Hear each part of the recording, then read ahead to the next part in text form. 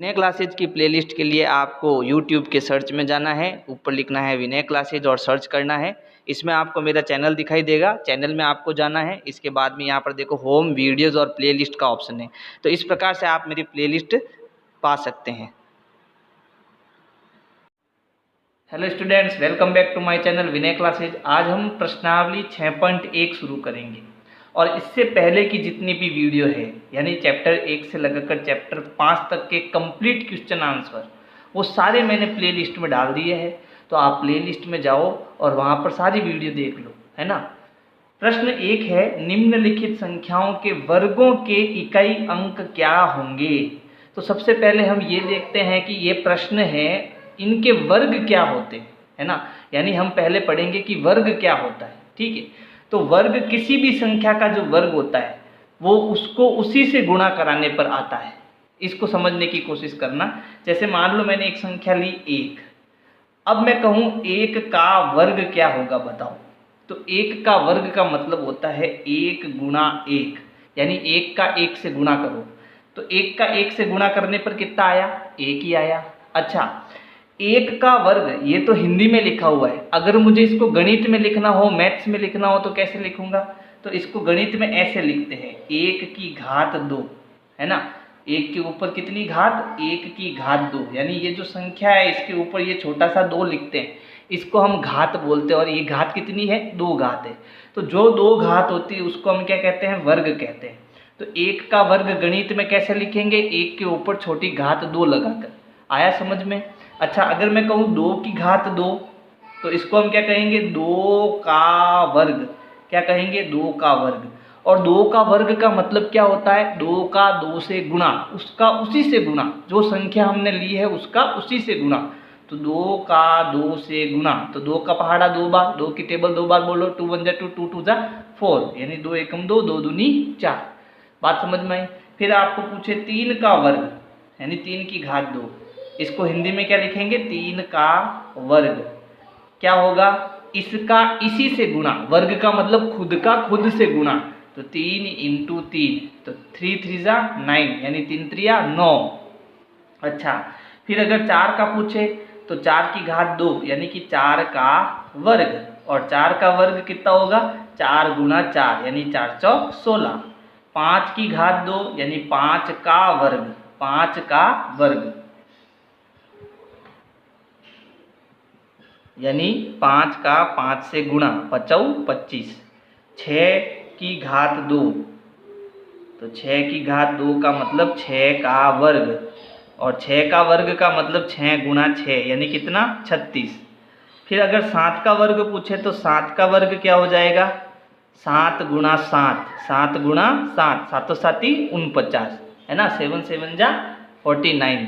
अच्छा, 8 की घात 2, यानी 8 का वर्ग। तो 8 का वर्ग क्या होगा, 8 गुणा 8, यानी 8 8 64, 8 8 जा 64, है ना। फिर 9 का वर्ग, तो 9 की घात 2, 9 का वर्ग।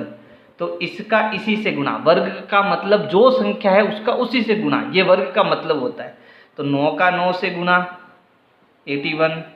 फिर 10 का वर्ग, तो 10 का वर्ग, यानी 10 का 10 से गुणा, यानी 10 का पहाड़ा 10 बार बोलने पर कितना आएगा, 100 आएगा। तो ये मैंने 1 से 10 तक वर्ग किए और आपको ये याद होने चाहिए। अगर आप कक्षा 8 में हैं तो आपको 25 तक याद होने चाहिए, 25 तक याद होने चाहिए। और अगर नहीं है तो कम से कम आपको 10 तक तो याद होने ही चाहिए। तो वर्ग का मतलब समझ आया, वर्ग का मतलब क्या होता है, खुद का खुद से गुणा। अगर आपको 81 का वर्ग पूछ रहा है तो 81 का मतलब क्या हुआ, 81 की घात 2, यानी इसका वर्ग, यानी क्या, 81 गुणा 81, है ना। 81 का 81 से गुणा, और जो भी गुणा करेंगे, जैसे मान लो 81 का 81 से गुणा करो आप, तो 1, फिर 8, फिर उसके बाद 8 एकम 8, और 8 8 64। तो ये हो गया 8, 8 और 8 16, हासिल का 1, और ये 5 और 6, यानी इसका वर्ग कितना आएगा, 6561। यानी अगर आपको कोई पूछे 81 का वर्ग क्या होगा तो आप क्या कहोगे, 81 का वर्ग है 6561। लेकिन ये प्रश्न जो है हम बड़ी आसानी से कर सकते हैं। कैसे, कि इसमें हमें क्या पूछा, इसमें हमें पूछा है कि ये जितनी भी संख्याएं दी हुई है इन सब के वर्गों का इकाई अंक हमें बताना है, केवल इकाई अंक। इकाई अंक मतलब जो पीछे वाला अंक होता है, यानी कि जैसे मेरे पास ये पूरी संख्या है, तो इस पूरी संख्या का इकाई अंक क्या होता है, ये लास्ट वाली संख्या, यानी इस संख्या का इकाई अंक कितना है, 1 है। बात समझ में आई। पीछे वाला अंक, तो अब देखो अगर मुझे अगर कोई पूछेगा 81 का वर्ग बताओ, तो आपको पूरा करने की ज़रूरत नहीं, आपको क्या करना है, पीछे कितना है 1, तो 1 का वर्ग कर लो, और 1 का वर्ग कितना है, 1 है। इसका मतलब आप जब इसका वर्ग करोगे, देखो हमने वर्ग किया तो गुणे में भी कितना आया, 1 आया, ठीक है। तो इसका इकाई अंक क्या होगा, 81 का इकाई अंक, 81 का जो इकाई अंक होगा, हमें केवल इकाई अंक बताना है, किसका, इसके वर्ग का, है ना। ये पूरा लिख देते इसको, तो इसको पूरा कैसे लिखना है, 81 के वर्ग का जो इकाई अंक है, इकाई अंक वो कितना आएगा, वो आपके 1 आएगा। अब दूसरा प्रश्न है, इसमें आपकी संख्या है 272 और इसका हमें क्या करना है, वर्ग करना है। तो अब आप क्या करोगे, 272 का वर्ग करोगे तो बहुत बड़ा हो जाएगा, यानी 272 का 272 से गुणा। इससे बढ़िया क्या है, इसका इकाई अंक कितना है, 2, तो आप सीधा 2 का वर्ग सोचो, है ना।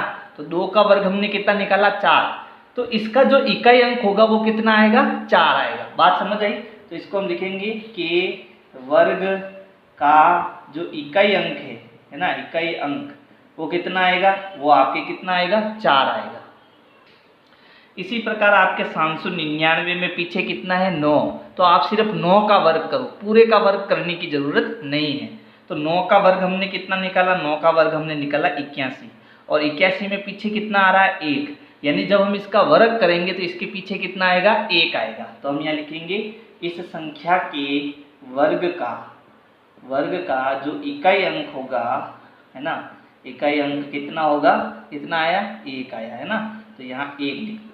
फिर 3853 के जो इकाई अंक है कितना है, 3, तो 3 का आप वर्ग कर दो, पूरे का करने की जरूरत नहीं है। तो 3 का वर्ग कितना होता है, 3 का वर्ग होता है 9।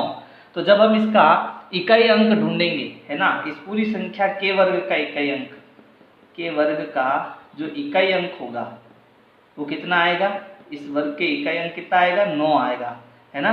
फिर 4 का जब हम वर्ग करेंगे, पूरे का वर्ग करने की जरूरत नहीं, केवल 4 का जब हम वर्ग करेंगे तो जो 4 का वर्ग होता है वो कितना होता है, 16, और 16 में पीछे कितना आ रहा है, 6।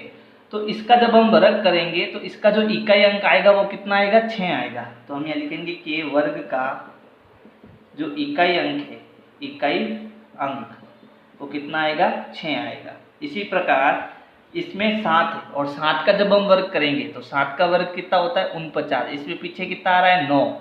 तो जब हम इसके वर्ग का वर्ग करेंगे तो इकाई अंक हमें कितना मिलेगा, इसका हमें इकाई अंक 7 7 49, और 49 में पीछे कितना आ रहा है, 9, तो इसका इकाई अंक आएगा 9।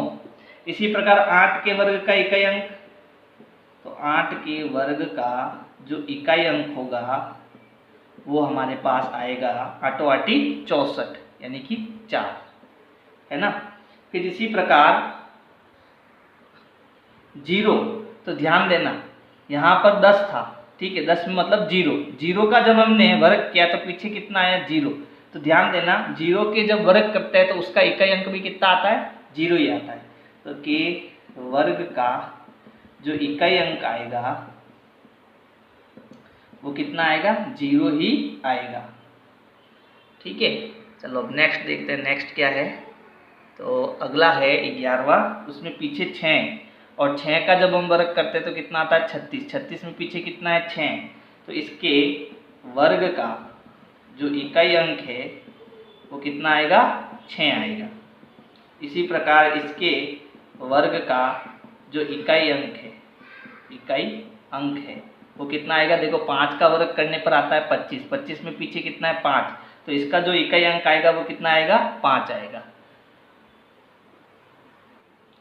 प्रश्न संख्या 2, यहाँ 2 है, तो प्रश्न संख्या 2 है, निम्नलिखित संख्याएं स्पष्ट रूप से पूर्ण वर्ग संख्याएं नहीं है, है ना, इसका कारण दीजिए।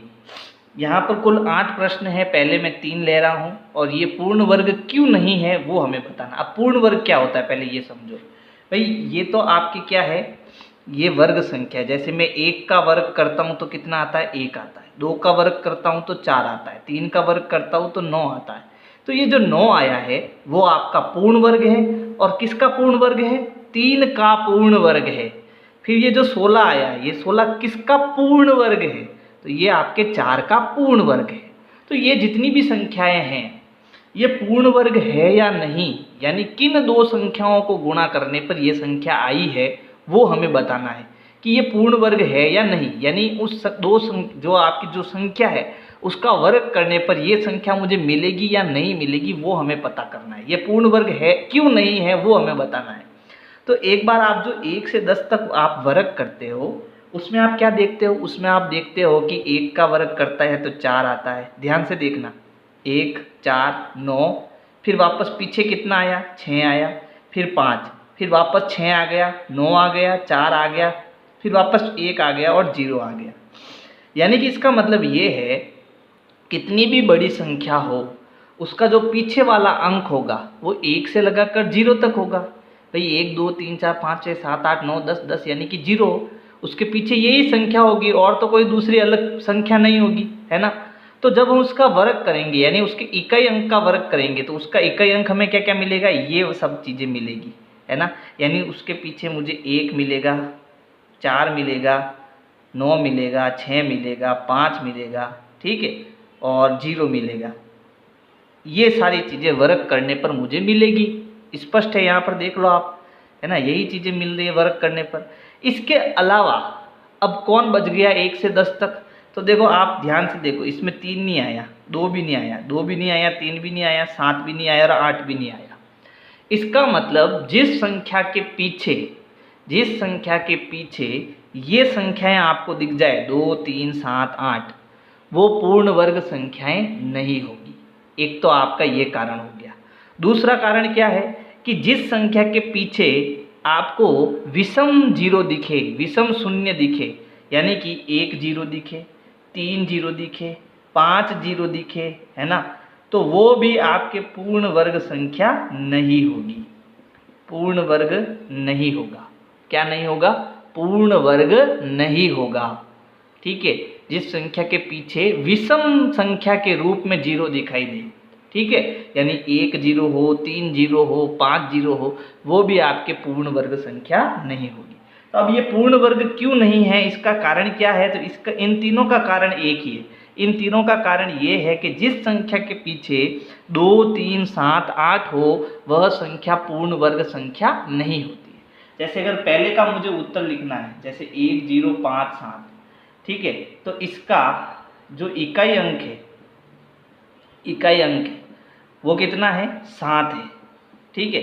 अब जिसका इकाई अंक 2 3 7 8 होता है वो आपके पूर्ण वर्ग नहीं होता, तो इसका इकाई अंक 7 है। अतः यह संख्या पूर्ण वर्ग संख्या नहीं है, ये इसका उत्तर हो जाएगा, ये इसका कारण हो जाएगा। दूसरे का क्या होगा कि ये जो संख्या है 23,453, ठीक है, इसका भी जो इकाई अंक है, इकाई अंक कितना है, इकाई अंक 3 है। अतः यह पूर्ण वर्ग संख्या नहीं है, पूर्ण वर्ग संख्या नहीं है। भाई जिस संख्या के पीछे 2 3 7 8 आए वो पूर्ण वर्ग संख्या नहीं होती। इसी प्रकार तीसरे का उत्तर क्या हो जाएगा, 7,928। तो इसका भी जो इकाई अंक है ना, पीछे वाला अंक है वो कितना आ रहा है, 8 है। तो हम कहेंगे अतः यह पूर्ण वर्ग नहीं है, पूर्ण वर्ग नहीं है, ठीक है। अब इसके आगे के 3 क्या है देखते हैं। तो प्रश्न 4 है, इकाई, दाई, सैकड़ा, हजार, 10,000, लाख, 2,22,222, ये पूर्ण वर्ग है या नहीं। तो जिस संख्या के पीछे 2 3 7 8 आता है तो वो पूर्ण वर्ग नहीं होता। तो इसमें 2 आ रहा है, इसका इकाई अंक कितना है, 2 है, इसलिए ये पूर्ण वर्ग संख्या नहीं है। तो इसका उत्तर तो आप लिख सकते हो, इसको कराने की जरूरत नहीं। 5वां देखो, 64,000, है ना। तो 5वें में क्या कारण है, देखो ये जो 64,000 है उसके पीछे कितने जीरो है, 3 जीरो है। तो जिसके पीछे 1 0, 3 0, 5 0 हो वो भी पूर्ण संख्या, पूर्ण वर्ग संख्या नहीं होती। तो हम यहाँ इसका उत्तर क्या लिखेंगे, तो 64,000 के पीछे विषम, कैसे, विषम में शून्य है। किस में है, विषम में शून्य, विषम संख्या में शून्य है ना, विषम में शून्य है। अतः यह पूर्ण वर्ग संख्या, कैसी, पूर्ण वर्ग संख्या नहीं है। ठीक है, चलो अगला देखो। तो अगले में देखो 89,722, तो इसका भी इकाई अंक कितना आ गया, 2। तो अगर 2 हो, 3 हो, 7 हो, 8 हो तो वो पूर्ण वर्ग संख्या नहीं होती है ना। तो इसका कारण क्या लिखोगे कि इसका इकाई अंक जो है वो 2 है, अतः यह पूर्ण वर्ग संख्या नहीं होगी। इसका उत्तर भी यही होगा, है ना, क्योंकि इसके पीछे भी कितने जीरो है, 3 जीरो है। तो इसका उत्तर क्या होगा कि 2,22,000 जो है वो पूर्ण वर्ग संख्या नहीं है, क्योंकि इसके पीछे विषम में शून्य है। ठीक है, अगला है 50 50 50, तो इसमें एक शून्य है, ये भी विषम है ना, तो इसमें भी विषम में शून्य है, अतः ये भी पूर्ण वर्ग संख्या नहीं है।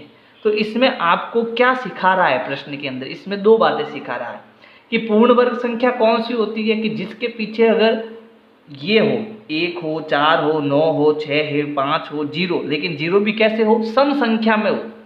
ये कैसे हो, सम संख्या में हो, तो आपके वो क्या है, पूर्ण वर्ग संख्या है। लेकिन जिस संख्या के पीछे 2 3 7 8 हो वो पूर्ण वर्ग संख्या नहीं है। और 0 कैसे हो, अगर वो विषम में हो 0 तो भी वो पूर्ण वर्ग संख्या नहीं है। तो प्रश्न तीसरा है, निम्नलिखित संख्याएं में से, संख्याओं में से कर दो इसको, निम्नलिखित संख्याओं में से किस संख्या का वर्ग विषम संख्या होगा, है ना। तो जिसका विषम होगा वो हमें बताना है, जिस संख्या का क्या हो, विषम संख्या हो। तो अब जो मैं ये 1 से 10 तक के वर्ग है, यही सारे आपके जो है दिमाग में होने चाहिए, सबका उत्तर आपको मिल जाएगा, है ना। तो इसमें देखो, इसमें क्या हो रहा है कि भाई ये आपके सम और विषम संख्या तो आप जानते हो, है ना।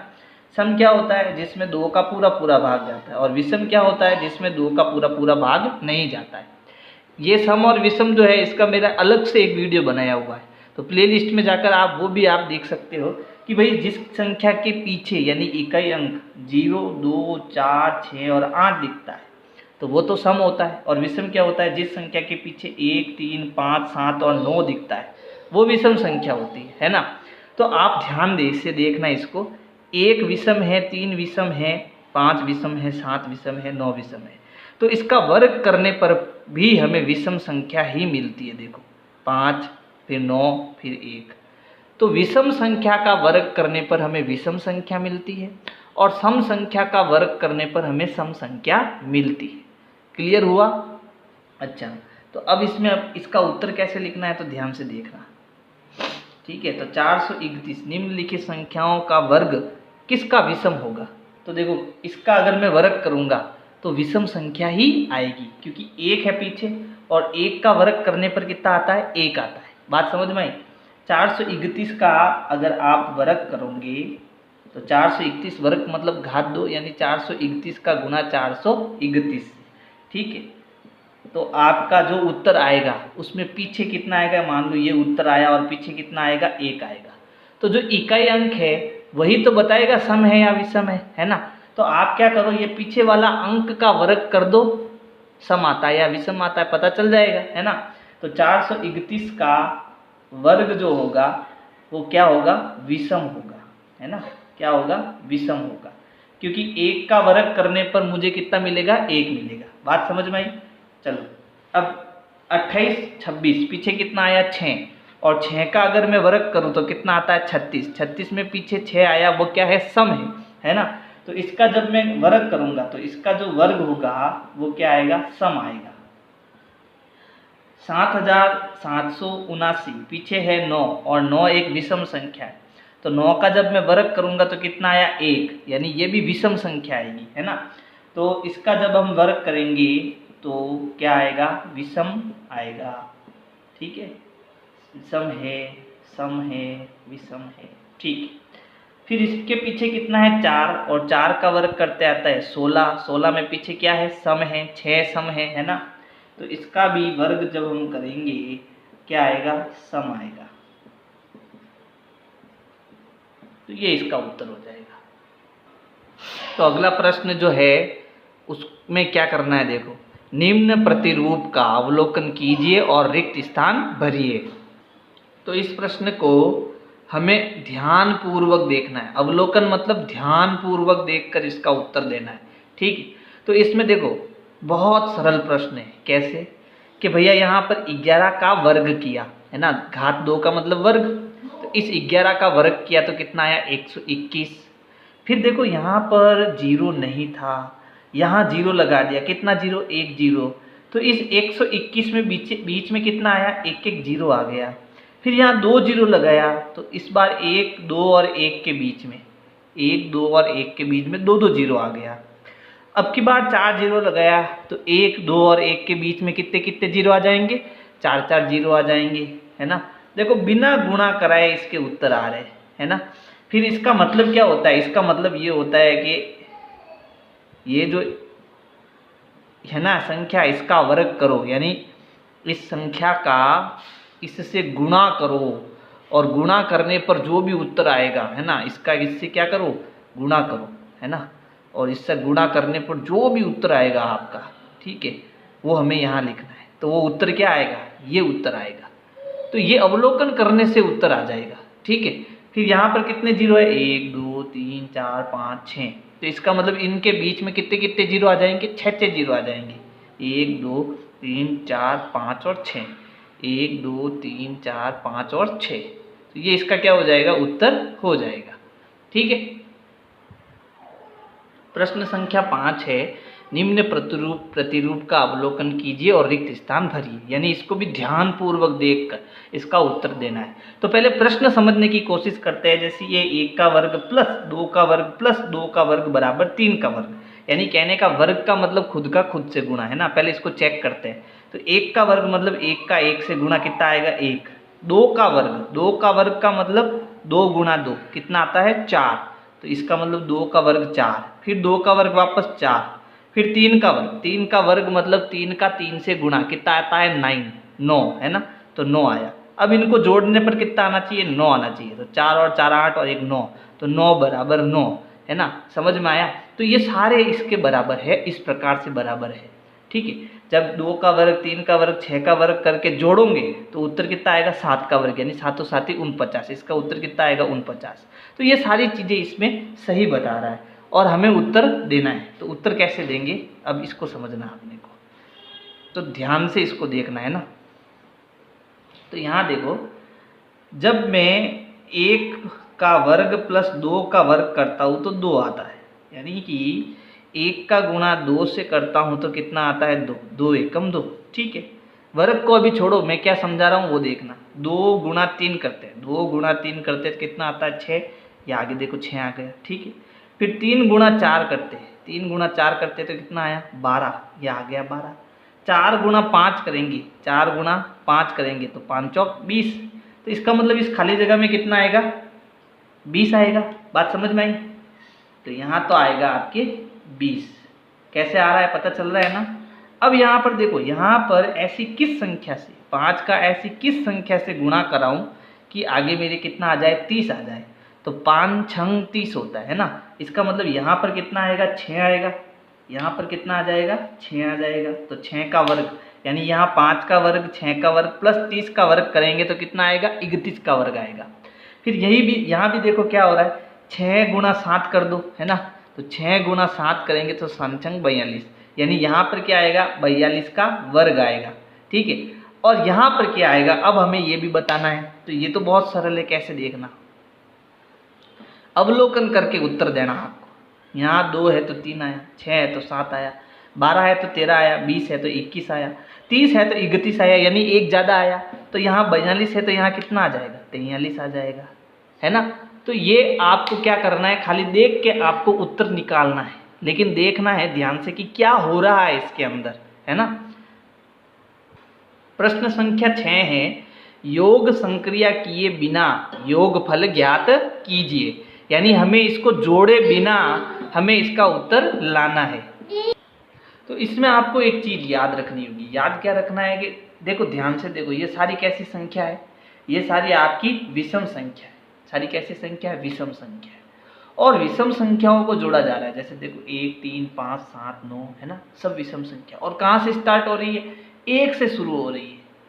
तो एक नियम होता है। नियम क्या होता है कि जब शुरुआत से आप विषम संख्याओं को जोड़ते हैं तो वो जितनी संख्या होती है उन सब की जो योग होती है, उन सब की जो जोड़ होती है, वो उस संख्या का वर्ग होता है।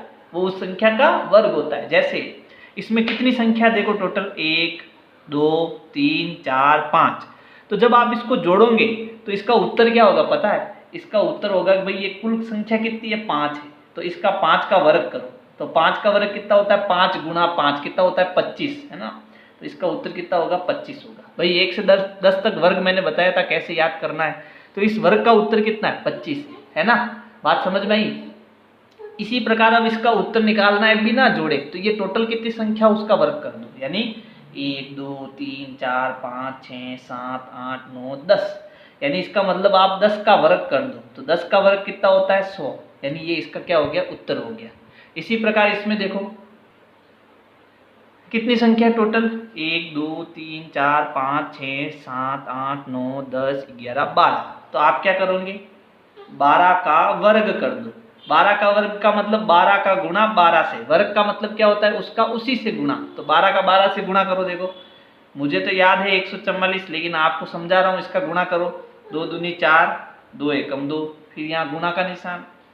2 दूनी 4 और 2 एकम सॉरी 1 का पहाड़ा बोलना है। 1, 2 एकम 2 और यहाँ पर 1। अब इनको जोड़ेंगे तो ये हो गया 4, 2 और 2 4, ये आ गया 1। कितना आ गया उत्तर? 144, है ना। तो जब 12 का गुणा 12 से करोगे तो कितना आएगा? 144 आएगा। तो आप इसको जोड़ के देखना, उत्तर यही आएगा, है ना।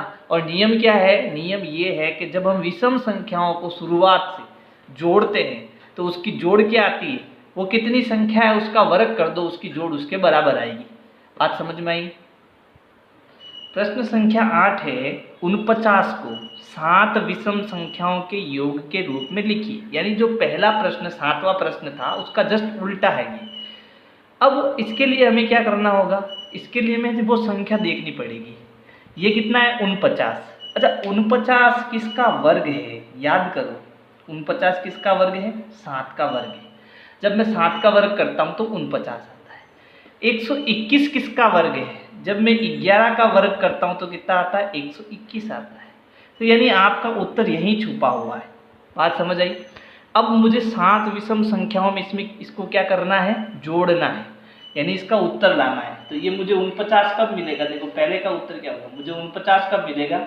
जब मैं 1 से शुरुआत करूंगा। 1 प्लस 3 प्लस 5 प्लस सारी विषम संख्या है ना। 5 के बाद क्या आएगा? 7, फिर 9, फिर 11। टोटल कितने होने चाहिए? 7 होने चाहिए। 1, 2, 3, 4, 5, 6 हुआ अभी, और फिर 13, ये 7 हो गए। 1, 2, 3, 4, 5, 6, 7। जब इन सबको हम जोड़ेंगे तो कितना आएगा? 49। आप जोड़ के देखना 49 आएगा, ठीक है। फिर 121 मुझे कैसे मिलेगा? दूसरे का उत्तर 121। तो इसका मुझे कितनी बार जोड़ना? 11 बार जोड़ना। क्या जोड़ना? विषम संख्या जोड़नी। तो कहाँ से शुरुआत करनी? 1 से। 1 plus 3 plus 5 plus 7 plus 9 plus 11, फिर 13, 13 के बाद 15, 15 के बाद 17, फिर 19, है ना। तो कितनी हुई? 1, 2, 3, 4, 5, 6, 7, 8, 9, 10। अभी 10 हुई। एक और जोड़ो, 19 के बाद 21। तो जब हम इन सबको जोड़ेंगे तो कितना आएगा उत्तर? 121 आएगा। बात समझ में आई?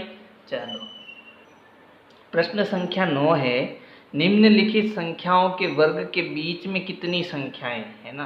तो यानी ये कह रहा है कि अगर हम इन संख्याओं का वर्ग करें तो इनका वर्ग करने पर इनके बीच में कितनी संख्याएं आएगी वो हमें बताना है। तो प्रश्न समझो पहले। ये कह रहा है मेरे पास 2 संख्या, एक तो 12 है, तो 12 का वर्ग करो। तो 12 का वर्ग होता है 12 की घात 2, और 13 का वर्ग होता है 13 की घात 2। 12 का जब हम वर्ग करते हैं तो 12 का वर्ग का मतलब 12 गुणा 12, है ना। यानी 12 का 12 से गुणा कितना होता है? 144। आप गुणा करना, है ना। अब मैं बार बार गुणा करूँगा नहीं। फिर है 13, तो 13 का गुणा 13 से करना, तो आएगा 169। ठीक है, मुझे याद है 25 तक याद है ना। तो इसका इन दोनों का गुणा करते हैं तो आता है 169। अब इनके बीच में कितनी संख्या है, तो देखो एक इनके बीच में कहाँ से शुरू होगी, 145।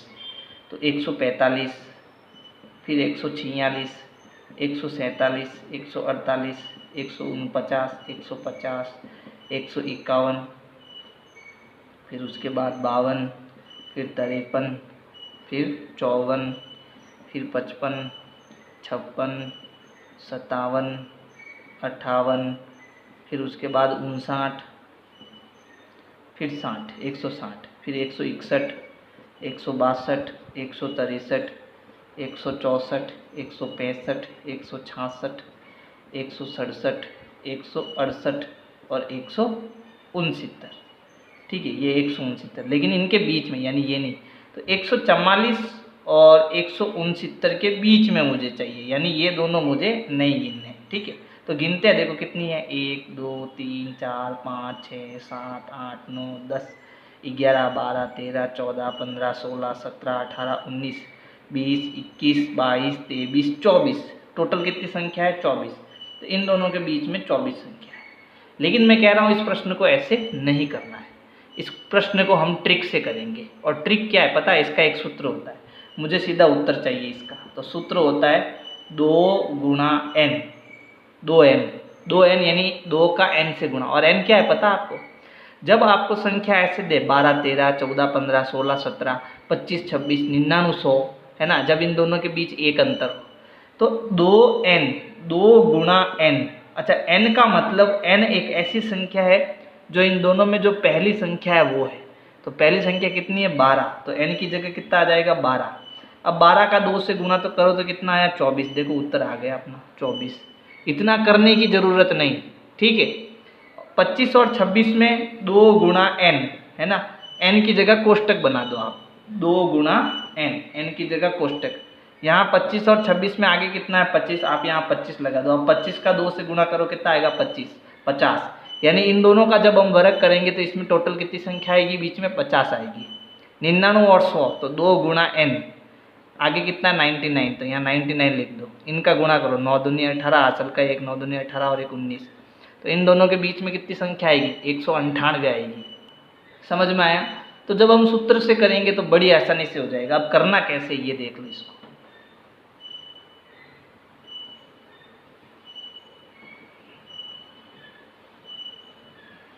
तो जैसे पहले प्रश्न का उत्तर मुझे चाहिए, ठीक है, 12 का वर्ग और 13 का वर्ग। ठीक है, इनके बीच में, इनके बीच की संख्या, इनके बीच की संख्या क्या होगी, बराबर 2n, यानी 2 गुणा n। ये एक सूत्र है, 2 गुणा n की जगह मैंने क्या लगा दिया, कोष्टक। अब n कितना है, जो आगे वाली संख्या, आगे वाली संख्या कितनी है, 12, तो 12 लिख दो। अब 12 का 2 से गुणा, 12 एकम 12, 12 दूना 24, तो उत्तर आ गया 24। तो इनके बीच कितनी संख्या है, 24 संख्या है। बात समझ आई। दूसरा प्रश्न है, दूसरा क्या है, 25 का वर्ग और जब हम 26 का वर्ग करेंगे तो के बीच की संख्या, के बीच की संख्या, इसका सूत्र क्या होगा, 2 गुणा n। ठीक है, और n क्या है आपका 25, तो जैसे ही गुणा करेंगे 25 दूना 50, तो इनके बीच में कितनी संख्या आएगी, 50 आएगी। फिर तीसरा 99 और 100, 99 का वर्ग करो और 100 का वर्ग करो, फिर इनके बीच की संख्या बतानी है अपने। तो बीच की जो संख्या होगी वो होगी 2 गुणा n, है ना, 2 गुणा n। तो n क्या है, आगे वाला नंबर कितना है, 99, गुणा करने पर कितना आएगा, 198।